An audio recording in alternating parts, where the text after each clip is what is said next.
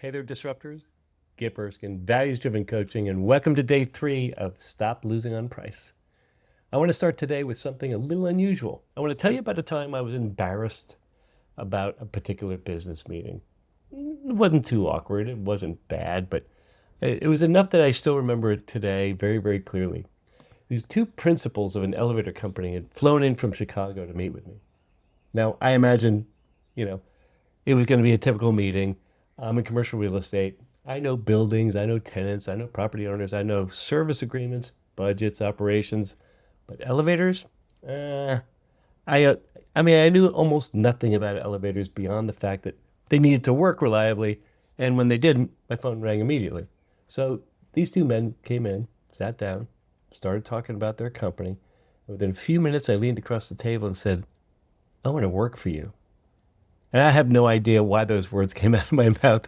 I had no elevator industry experience, no technical background, no reason to say it at all, except this. The way they talked about their work made me want to be a part of it. And I've thought about that moment many, many times since because it taught me something important about what actually happens when a service provider gets communication right. Let me tell you what they did.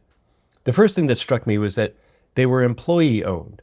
Now, I want to be clear, I'm not suggesting that every great company needs to be structured that way, but here's what employee ownership communicated in that room. It told me that every single person in the organization had a personal stake in the outcome, in how the work turned out. Not just the executive sitting across from me, the technician who shows up at 6 a.m. to run a diagnostic, the dispatcher who picks up the phone at midnight when a cab gets stuck between floors, the crew leader who decides whether to stick with that issue until it's properly resolved. Every one of them has skin in the game. And that translated immediately in my mind into a kind of confidence I didn't often feel when evaluating service providers. These weren't people who were going to shrug and point fingers when something went wrong. They were going to own it because they literally did. The second thing that struck me was that they told me they turned a lot of business down intentionally, not because they lacked capacity and not because they were arrogant or snobby, but because some clients weren't the right fit for how they operated and what they were trying to build. Now, think about what that communicated to me as a potential client. They weren't desperate. They weren't chasing every signature. They were selective. And here's the part that I found fascinating in retrospect.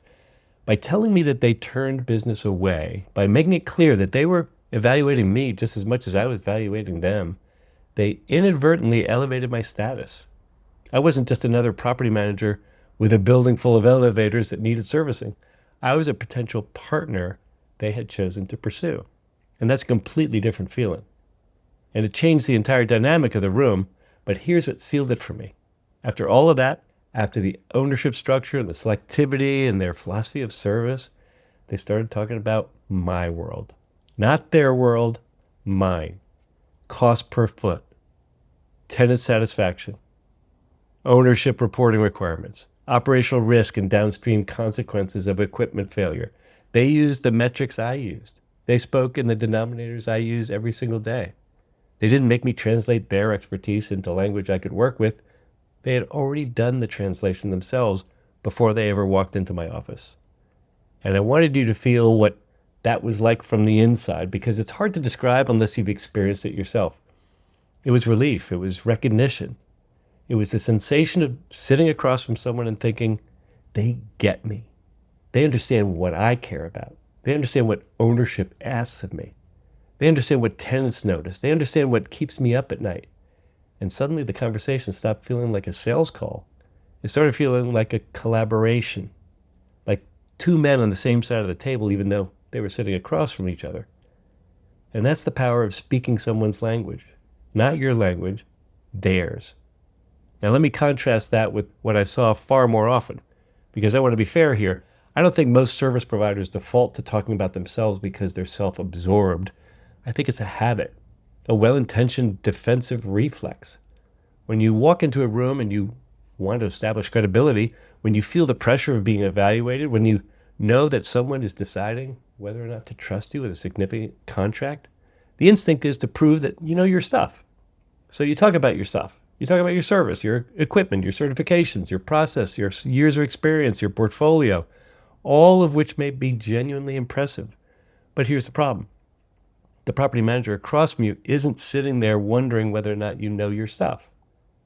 They're wondering whether you know theirs, whether you understand what their tenants experience, whether you understand the metrics they get measured by, whether you can make their life easier or more complicated. Those are the questions running in the background of every meeting, and most service providers never address them. Not because they don't know the answers, but because nobody ever told them that was the conversation they were supposed to be having. It's a habit problem, not a knowledge problem, and habits can be changed. The shift is simpler than it sounds. Stop pointing the conversation at yourself, point it at them. Ask questions about their world before you say a single word about yours. What does success look like for this property over the next year? What's creating the most friction between you and your ownership right now? What does your best service relationship look like, and what makes it work? Now, those questions do something remarkable.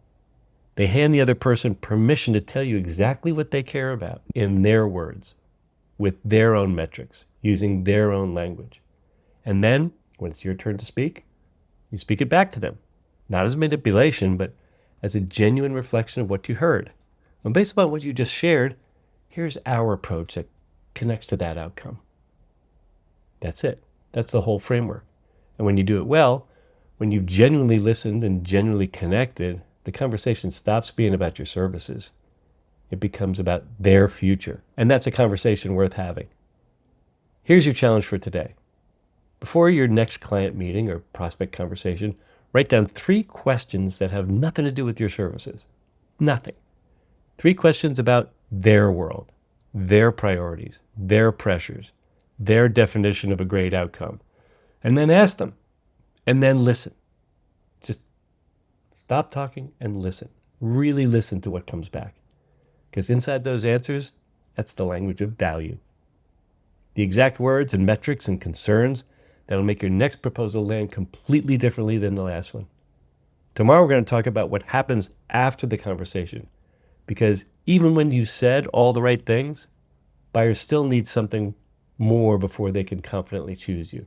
They need proof, not promises, not claims, proof. And most service providers are sitting on more of it than they realize. That's day 4. I'll see you then. Ever upward.